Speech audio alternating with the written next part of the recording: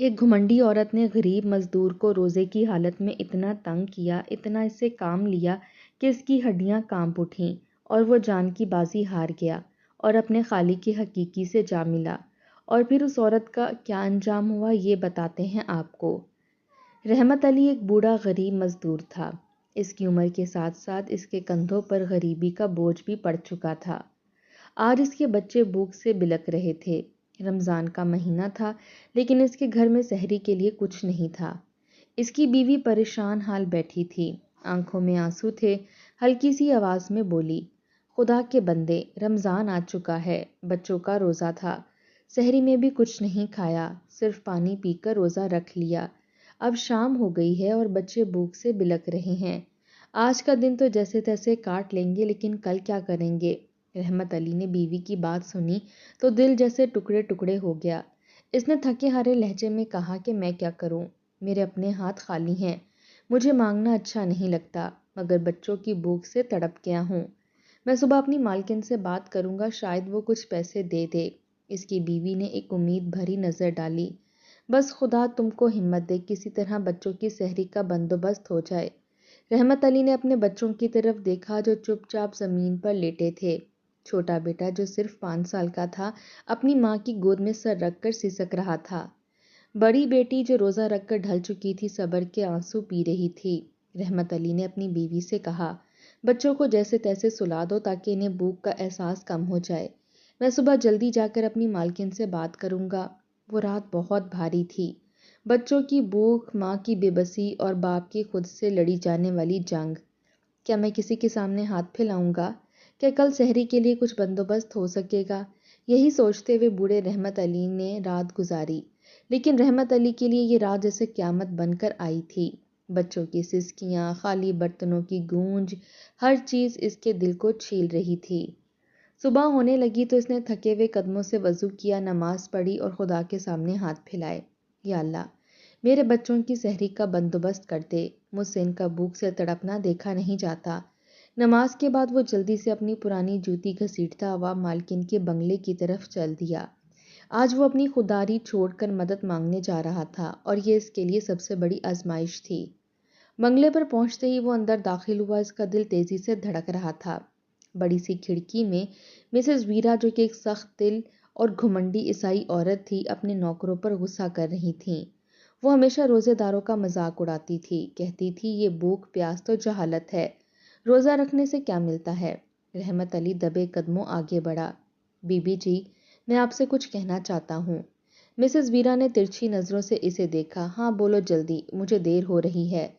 رحمت علی کے ہونٹ کانپنے لگے، بی بی جی میرے بچے بھوکے ہیں، کل بھی انہوں نے کچھ نہیں کھایا، رمضان کا مہینہ ہے، سحری میں بھی کچھ نہ تھا، اگر آپ مہربانی کریں اور کچھ ایڈوانس دے دیں تو میں بعد میں لوٹا دوں گا۔ مسز ویرا ہنسنے لگیں، ایک زہریلی مسکان کے ساتھ بولیں، یہ روزے دار لوگ بھی عجیب ہوتے ہیں، دن بھر بھوکے رہتے ہیں اور پھر شام کو بھوک سے 2 گنا کھاتے ہیں۔ اگر تمہیں اتنی بھوک لگتی ہے تو روزہ کیوں رکھتے ہو، چھوڑ دو نا، میرے پاس کوئی پیسے نہیں۔ رحمت علی کی آنکھوں میں آنسو آ گئے، اس نے دھیرے سے کہا کہ بی بی جی میرے بچوں کی بھوک کا سوال ہے، میں ہاتھ جوڑتا ہوں، بس تھوڑی مدد کر دیں۔ مسز ویرا کی آنکھوں میں غرور تھا اور کرسی پر آرام سے بیٹھ گئیں اور نوکروں کو حکم دیا، رحمت کو کچن سے کچھ کھانے کو دے دو، مگر وہی جو بچا ہوا ہو۔ ایک نوکر اندر گیا اور کچھ ہی پل بعد ایک ڈبہ لے کر آیا۔ ڈبہ کھولا تو اس میں رات کا بچا ہوا ٹھنڈا سالن، کچھ باسی روٹیاں اور بکرے کی ہڈیاں تھیں۔ یہ لو، اگر بھوک زیادہ ہے تو یہ کھا لو، مسز ویرا نے طنزیہ لہجے میں کہا۔ رحمت علی نے وہ کھانے کا ڈبہ دیکھا، اس کا دل دہل گیا۔ اس کی غیرت نے چیخ چیخ کر کہا، یہ میرے بچوں کے لائق نہیں، یہ ذلت نہیں سہ سکتا، لیکن دوسری طرف اس کی آنکھوں میں اپنی بیٹی کا معصوم چہرہ گھوم رہا تھا جو کل افطاری کے وقت صرف پانی پی کر سو گئی تھی۔ وہ چپ چاپ کھانے کا ڈبہ اٹھانے لگا مگر اس کے ہاتھ کانپ رہے تھے، آنسو اس کی آنکھوں سے بہنے لگے۔ وہ اپنے آپ سے جنگ کر رہا تھا، کیا وہ یہ ذلت برداشت کرے گا؟ کیا وہ اپنے بچوں کے لیے اپنی غیرت بیچ دے گا؟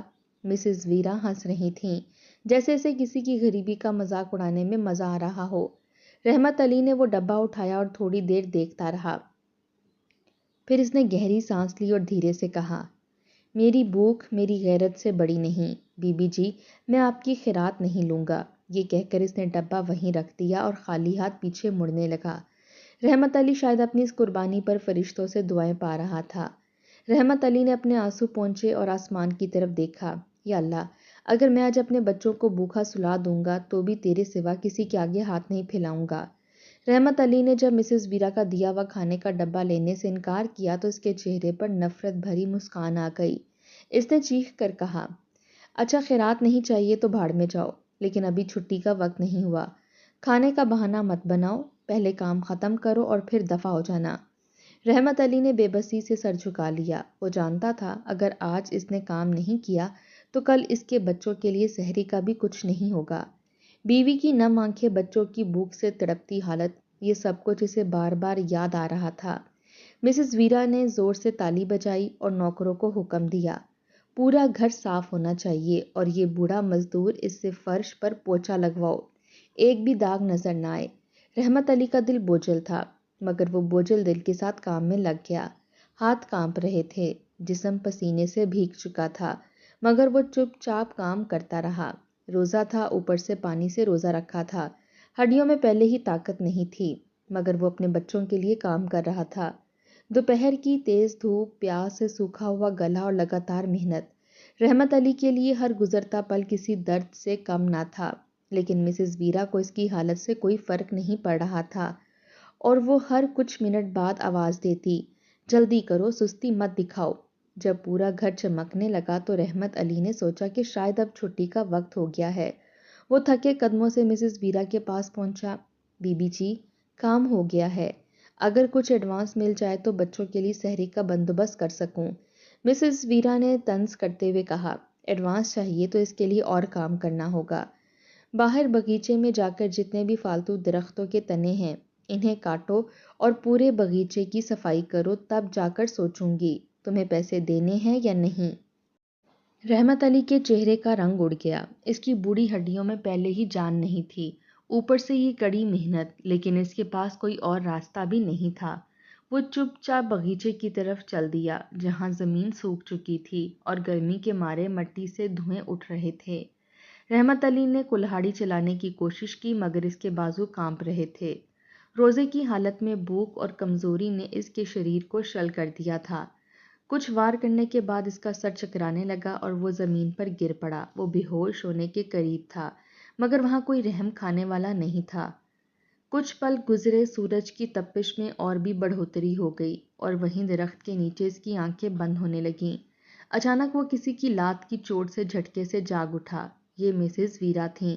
اس نے غصے سے پیر مارا اور چیختے ہوئے بولیں، یہاں کام کرنے کے پیسے دیے جا رہے ہیں یا سونے کے؟ اگر تمہیں پیسے چاہیے تو ہاتھ ہلاؤ۔ پھر اس نے رحمت علی کا بازو پکڑ کر زور سے کھینچا اور زمین پر گھسیٹ دیا، جیسے کوئی بے جان چیز ہو۔ یہاں کوئی ہمدردی نہیں ہے، بھوکے ہو تو کام کرو۔ رحمت علی کی آنکھوں میں آنسو آ گئے، مگر اس کے ہونٹ نہیں کھلے۔ وہ اپنی عزت کو رونتے دیکھ رہا تھا، لیکن بچوں کی بھوک کا خیال اسے مجبور کر رہا تھا۔ گھنٹوں کی محنت کے بعد جب سورج ڈوبنے لگا اور مسجد سے اذان کی آواز بلند ہونے والی تھی تو مسز ویرا نے ایک نوٹ نکالا، یہ لو، زیادہ مت مانگنا، بس اتنے ہی ہیں، جاؤ اپنے بچوں کے لیے کچھ لے لو۔ رحمت علی نے کانپتے ہاتھوں سے وہ نوٹ پکڑا، آنکھوں میں آنسو بھر آئے۔ وہ کچھ کہنا چاہتا تھا مگر زبان ساتھ نہیں دے رہی تھی۔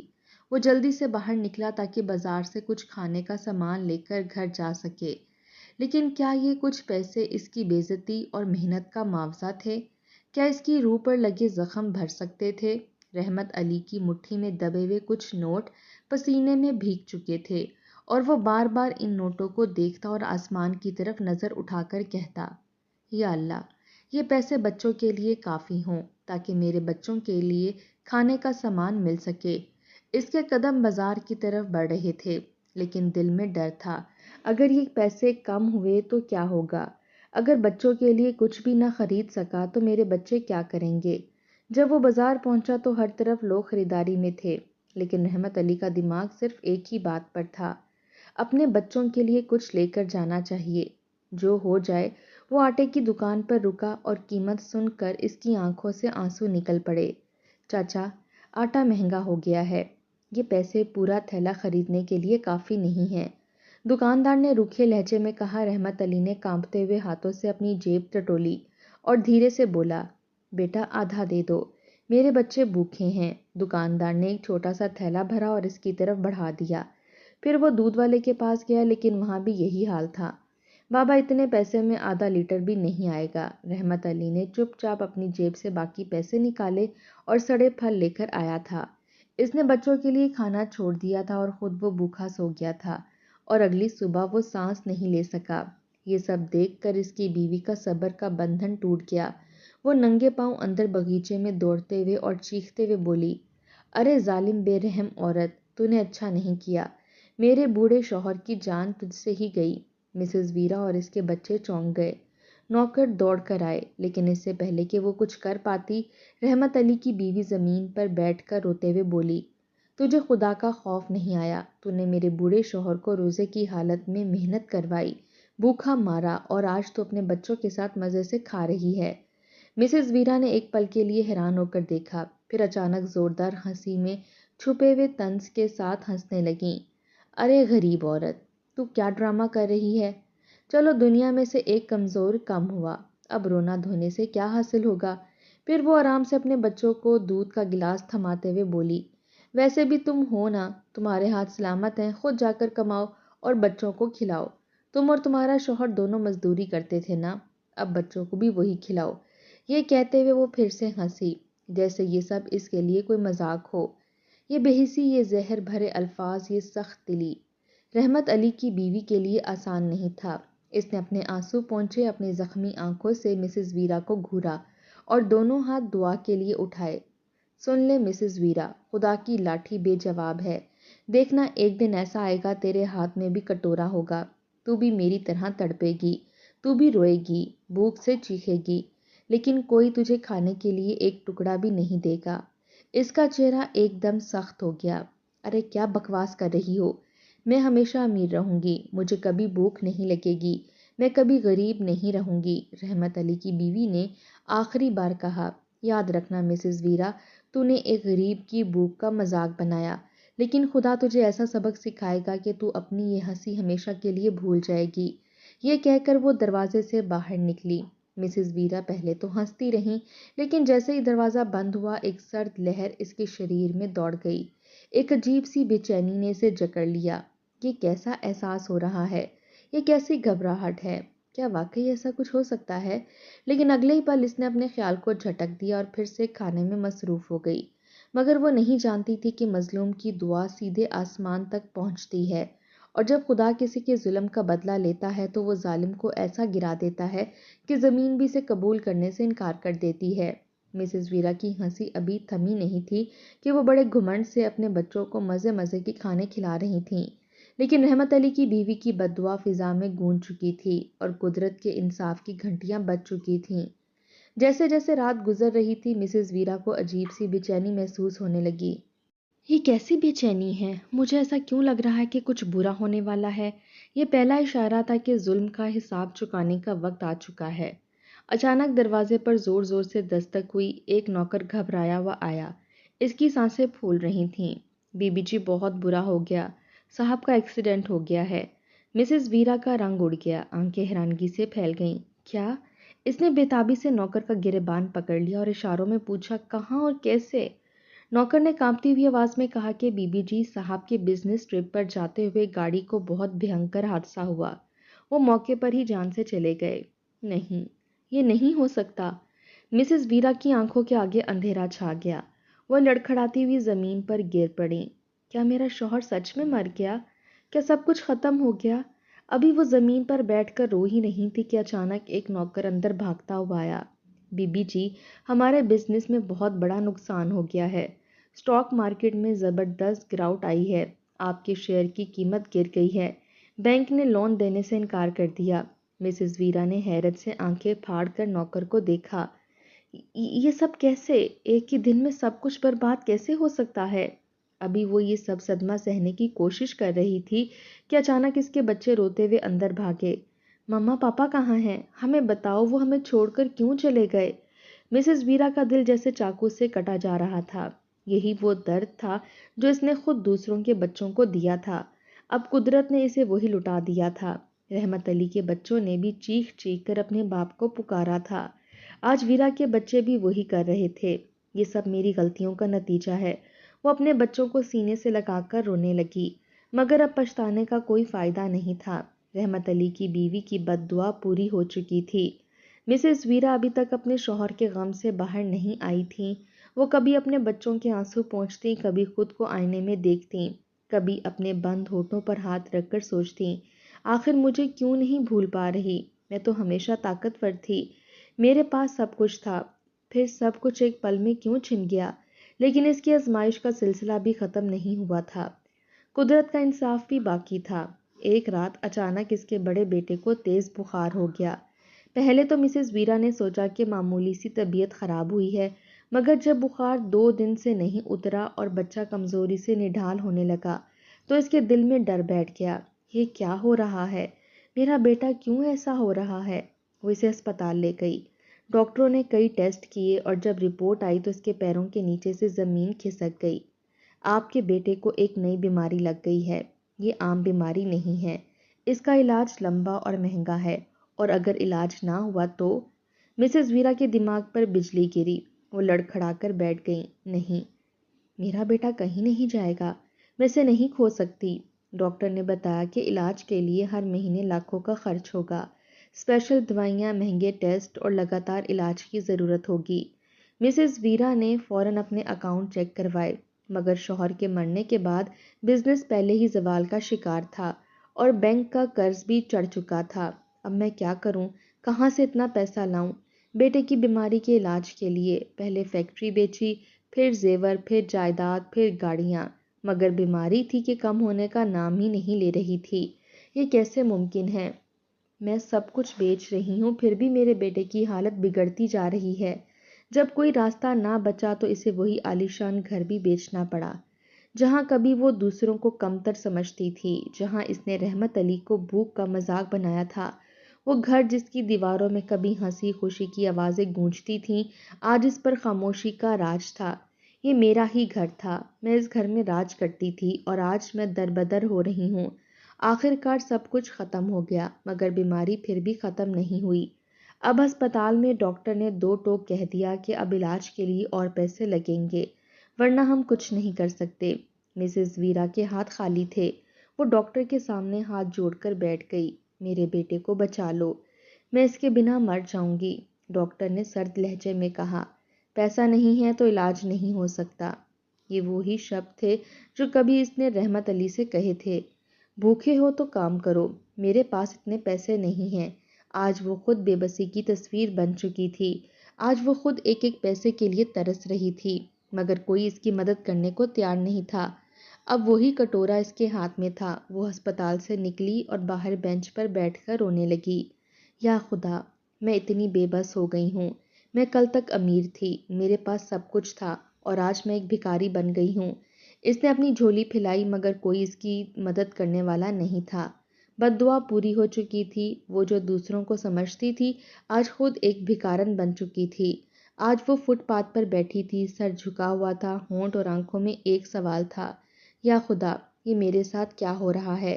وقت نے اسے ایک ایسا مقام دکھا دیا تھا جس کا اس نے کبھی خواب میں بھی نہیں دیکھا تھا۔ جو ہاتھ کبھی دوسروں پر حکم چلاتے تھے، آج وہی سوال کر رہے تھے۔ وہ گلی گلی در در بھیک مانگنے لگی۔ وہ بازاروں میں ہاتھ پھیلانے لگی، وہی بازار جہاں وہ کبھی مہنگی شاپنگ کیا کرتی تھی۔ بی بی جی، خدا کے لیے کچھ دے دو، میرا بیٹا بیمار ہے، اسے بچا لو۔ لیکن لوگ اسے ترچھی نظر سے دیکھتے، ہنستے اور آگے بڑھ جاتے۔ کچھ تو یہاں تک کہتے کہ ہم بھکاریوں کو دان نہیں دیتے۔ یہ وہی الفاظ تھے جو کبھی اس نے کسی غریب کے لیے کہے تھے۔ آج وہی الفاظ اس کے دل میں زہر کی طرح اتر رہے تھے۔ یہ سب میری غلطیوں کی سزا ہے۔ میں نے جو کیا تھا وہ سب میرے ساتھ ہو رہا ہے۔ ایک دن وہ در در بھٹکتے ہوئے ایک ایسے دروازے پر جا پہنچی جہاں قسمت نے ظالم اور مظلوم کا سامنا لکھ دیا تھا۔ یہ وہی گھر تھا جہاں رحمت علی کی بیوی اور اس کے یتیم بچے رہ رہے تھے۔ مسز ویرا کے قدم رک گئے، دل تیزی سے دھڑکنے لگا۔ یہ میں کہاں آ گئی ہوں؟ یہ وہی گھر ہے جہاں میں نے ظلم کیا تھا۔ اس کے دماغ میں ایک جھٹکا لگا۔ اسے وہ پل یاد آیا جب اس نے رحمت علی کو، جو کہ رحم کی بھیک مانگ رہا تھا، جھڑک کر بھگا دیا تھا۔ اب وہ خود اسی جگہ کھڑی تھی، ہاتھ جوڑے، آنکھوں میں آنسو، آواز کانپ رہی تھی۔ باجی خدا کے لیے میرے بیٹے کی جان بچا لو۔ رحمت علی کی بیوی دروازے پر کھڑی تھی۔ جیسے اس نے مسز ویرا کو دیکھا اس کے چہرے پر حیرانگی، غصہ اور دکھ کا ایک عجیب سا رنگ تھا۔ یہ وہی عورت ہے جو میرے شوہر کی قاتل ہے۔ اس کی آنکھوں میں نفرت ابھر آئی، لیکن پھر بھی اس نے خود کو سنبھالا۔ تجھے یاد ہے یہ وہی دروازہ ہے جہاں میرے شوہر بھی اسی طرح کھڑا تھا، بھوک سے بلک بلک کر اپنے بچوں کے لیے ایڈوانس مانگ رہا تھا اور تم نے اسے جھڑک کر بھگا دیا تھا۔ مسز ویرا آنسو بہاتی ہوئی بولی، میں بہت پچھتا رہی ہوں، میں ایک ماں ہوں، میرا بیٹا مر رہا ہے۔ رحمت علی کی بیوی کی آنکھوں میں چمک آئی، جیسے وہ کوئی فیصلہ کر رہی ہو۔ دیکھا، میں نے کہا تھا نا کہ ایک دن تیرے ہاتھ میں بھی کٹورا ہوگا۔ آج تو بھی وہیں تڑپ رہی ہے۔ یہ وہی ہاتھ تھے جو کل تک دوسروں پر حکم چلاتے تھے، یہ وہی زبان تھی جو غریبوں کا مذاق اڑاتی تھی، لیکن آج وقت نے سب الٹ دیا۔ آج وہی عورت جسے اپنی دولت پر ناز تھا، رحمت علی کی بیوی کے دروازے پر جھکی کھڑی تھی۔ رحمت علی کی بیوی کے دل میں غصہ بھی تھا، درد بھی تھا اور انصاف کی طلب بھی تھی۔ یہ وہی دروازہ ہے جہاں میرے شوہر نے رحم کی بھیک مانگی تھی، لیکن تجھے کوئی رحم نہیں آیا۔ تو نے میرے بچوں کی بھوک کا مذاق اڑایا تھا، آج تجھے بھی وہی بھوک لگی ہے، آج تیرے بچے بھی اسی تکلیف میں ہیں۔ مسز ویرا کی کانپتی ہوئی آواز میں وہ بولی، میں نے غلطی کی، میں گنہگار ہوں، لیکن میرے بچے نے کیا بگاڑا ہے، وہ معصوم ہے۔ یہ سن کر رحمت علی کی بیوی جانتی تھی کہ ماں کے لیے بچے کی تکلیف سب سے بڑی سزا ہوتی ہے، لیکن پھر اس کے دماغ میں وہ پل آیا جب رحمت علی نے کہا تھا، میں مانگ نہیں سکتا، میری غیرت یہ گوارا نہیں کرتی۔ آج وہی غیرت مند باپ مٹی میں دفن تھا، کیونکہ مسز ویرا نے اسے مجبور کر دیا تھا۔ ایک پل کے لیے دل میں آیا کہ وہ بھی وہی کرے جو مسز ویرا نے کیا تھا رحمت علی کے ساتھ۔ کیا وہ بھی دروازہ بند کر دے اور اسے بھوکا تڑپنے کے لیے چھوڑ دے، یا وہ اپنی انسانیت کا ثبوت دے کر اسے معاف کر کے ایک نیا سبق دے؟ رحمت علی کی بیوی نے گہری سانس لی، آنکھوں میں آنسو آ گئے اور دھیرے سے بولی، جاؤ، میں نے تمہیں معاف کیا، لیکن یاد رکھنا، اگر خدا چاہے تو پل بھر میں کسی کا تخت زمین پر گرا دیتا ہے، کبھی گھمنڈ نہ کرنا۔ یہ سنتے ہی مسز ویرا نے زمین پر سر رکھ دیا۔ وہ رو رہی تھی، چلا رہی تھی اور اپنی غلطیوں پر پچھتا رہی تھی۔ رحمت علی کی بیوی نے کچھ راشن، دعا کے لیے پیسے اور ایک پرانی چادر دی۔ یہ سب لے جاؤ اور جا کر اپنے بیٹے پر بچھاؤ۔ لیکن جیسے ہی وہ جانے لگی، اچانک ایک حیران کرنے والا حادثہ ہوا۔ بی بی جی، بڑی خبر آئی ہے۔ ایک نوکر جو کبھی ان کے در پر کام کرتا تھا دوڑتا ہوا آیا، سانسیں پھولی ہوئی تھیں، چہرہ زرد۔ مسز ویرا اور رحمت علی کی بیوی نے حیرانگی سے پوچھا، کیا ہوا؟ وہ ہسپتال جہاں آپ کا بیٹا ہے، وہاں ایک بہت بڑا حادثہ ہو گیا ہے۔ مسز ویرا کا دل جیسے بند ہونے لگا، اس کے قدم لڑکھڑانے لگے۔ اس نے جیسے ہی نوکر کی بات سنی، اس کے جسم کو جھٹکا لگا۔ وہ بھاگتی ہوئی، ٹھوکریں کھاتی ہوئی، دماغ میں عجیب سی گونج چل رہی تھی۔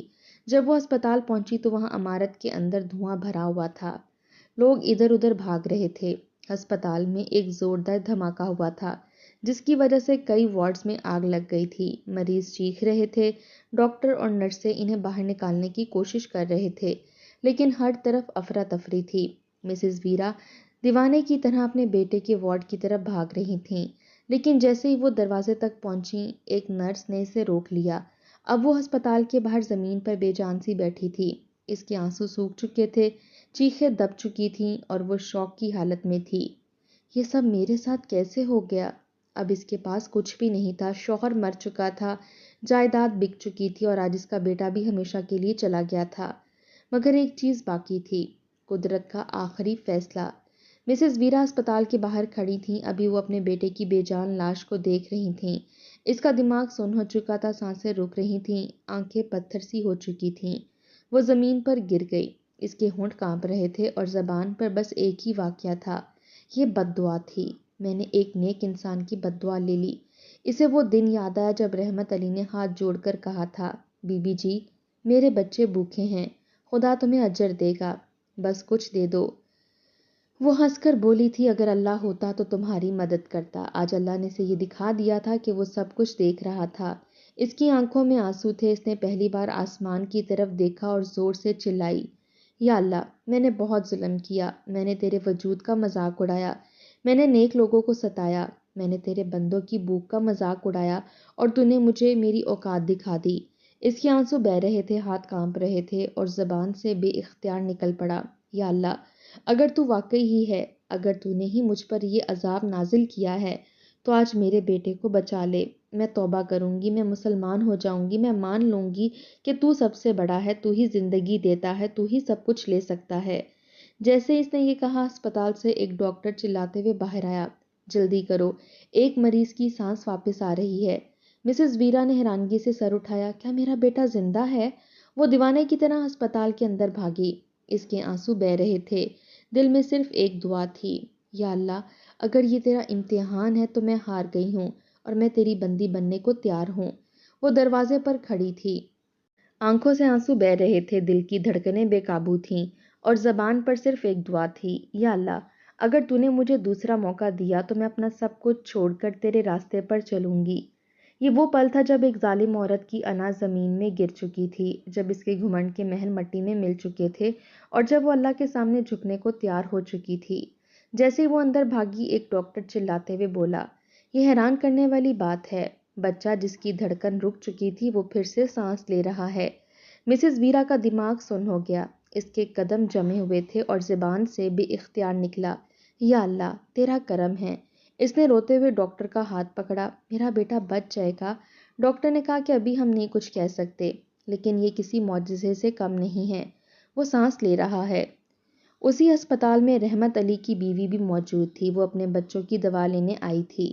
رحمت علی کے بچے وہیں بیٹھے تھے جو آج بھی اپنے باپ کی یاد میں اداس تھے۔ مسز ویرا جو کبھی ان سب کی دشمن تھی، آج ان کے پیروں میں گری ہوئی تھی۔ جب رحمت علی کی بیوی نے اسے دیکھا تو حیران رہ گئی، یہ وہی عورت ہے جس نے میرے شوہر کو تڑپنے پر مجبور کیا تھا۔ مسز ویرا اس کے پیروں میں گر گئیں، ہاتھ جوڑ لیے، مجھے معاف کر دو، میں نے بہت گناہ کیے ہیں، میں نے تمہارے شوہر کی بھوک کا مذاق اڑایا اور آج اللہ نے مجھے وہی سزا دی، مگر وہ اللہ جو سزا دیتا ہے وہی معاف بھی کر سکتا ہے، تم بھی مجھے معاف کر دو۔ رحمت علی کی بیوی کی آنکھوں میں آنسو تھے، اس نے آسمان کی طرف دیکھا اور کہا، میرے شوہر نے ہمیشہ کہا تھا کہ معافی سب سے بڑی عبادت ہے، اور آج میں تمہیں معاف کرتی ہوں۔ مسز ویرا نے کانپتی ہوئی آواز میں کہا، میں نے اللہ سے وعدہ کیا ہے، اگر اس نے میرے بیٹے کو بچا لیا تو میں روزہ رکھوں گی، مسلمان ہو جاؤں گی اور اپنی باقی زندگی اللہ کے راستے میں گزاروں گی۔ اب مسز ویرا کے بیٹے کی حالت بہتر ہو گئی اور ڈاکٹر نے بتایا کہ وہ خطرے سے باہر ہے۔ مسز ویرا نے اسپتال میں سب کے سامنے اعلان کیا، میں گواہی دیتی ہوں کہ اللہ کے سوا کوئی معبود نہیں۔ اس نے سجدہ کیا اور آنسو بہاتے ہوئے کہا، اب میں اللہ کی بندی بن چکی ہوں، اب میں غریبوں کی مدد کروں گی۔ رحمت علی کی بیوی کو اب ہر طرف سے مدد ملنے لگی، لوگ اس کے بچوں کے لیے مدد دینے لگے کیونکہ سب جان گئے تھے کہ اس کا شوہر واقعی ایک نیک انسان تھا۔ رحمت علی کے بچے اب یتیم ضرور تھے، مگر وہ فخر سے کہتے تھے کہ ہمارے باپ نے بھوک سے جان دے دی مگر اپنی غیرت نہیں بیچی۔ مسز ویرا نے اپنی باقی زندگی یتیم بچوں کے لیے وقف کر دی اور وہ ہر روزہ رکھتی۔